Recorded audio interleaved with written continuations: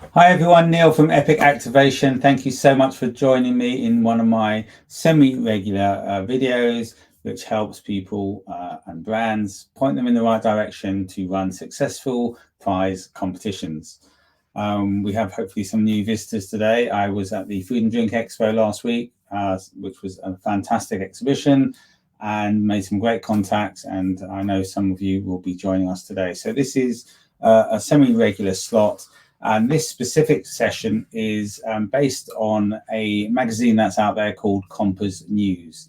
To the regular followers, you'll know all about this, but to the new followers, basically this is a consumer magazine, and I will hold it up one last time because I usually hold it up in front of me. Compass News is a magazine that is for consumers to find out what competitions are out there.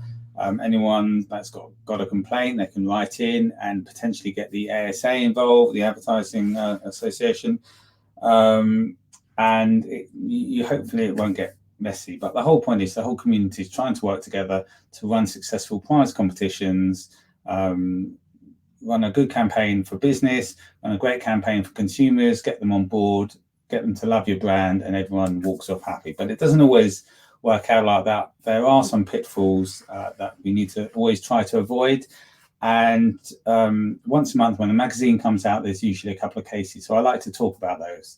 I don't name the brands because all of us brands are trying to make headway in the market, and we're doing our best. And sometimes it's a little unclear what needs to be done, and sometimes it's unfortunate. So it's not pointing the finger at anyone particularly. It's literally just to try and help explain how a promotion works and tips, tricks, and ideas. So let's crack on with this month, where there's a couple of brands that have got into a bit of trouble and have been approached by the ASA. And it's to do with the terms and conditions on the packaging.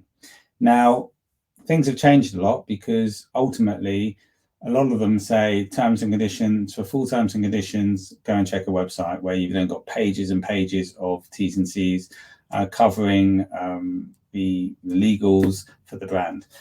Obviously, you can't put all those T's and C's on a bit of packaging, and you might be able to put it a bit more on larger packaging.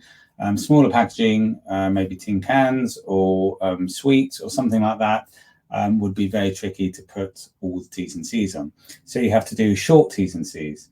What you put on there is the point of this whole article, because there's been conflicting information from the ASA. Ultimately, and what you must do, the ASA state in the CAP code, that marketing communication that includes a promotion and are significantly limited by time or space must include as much information about significant conditions as practical, and must direct consumers clearly to an easily accessible alternative source. So apart from me struggling to read English, basically, you've got to have the key points and clearly say where the rest of the terms are. And if you do that, you should be okay. And I say should in that voice because in one incident here, it was okay, and one incident, it wasn't. So I'm not really going to be able to give you an answer about that. One brand got pulled up by the ASA saying that you could have had more information on the pack. I'm not quite sure what exactly. One of them may have been they didn't actually have that you had to be over 18 to play. So you had a younger person than 18 buying the product, potentially read the T's and C's. They probably didn't, but you're not covered. If they've bought the product because they want to enter and win, and then they actually get to it and they can't win because they're underage. So that's not great.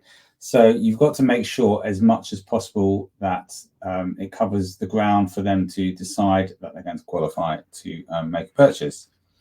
So so on one incident, this was raised to the ASA, and they said significant conditions which were likely to affect consumers' understanding of the promotion were missing, and their admission was likely to mislead. So although there was a link to the full terms and conditions on there, in this instance, they were likely to mislead. Yeah, I turn the page here, and it says that actually it was quite clear, especially as there was a clear link to the terms and conditions on a website. So the editor's gone a bit mental and said, hang on, both sets of promotional packs refer to online T's and C's. One didn't provide enough information and one did. So in short, I haven't really got an answer for you on what to do, other than the fact that you really need to make sure you take legal advice on the T's and C's that go on pack. People who specialize in this, we've got a team who do that. There are other companies obviously available. We know the key factors that should be on there.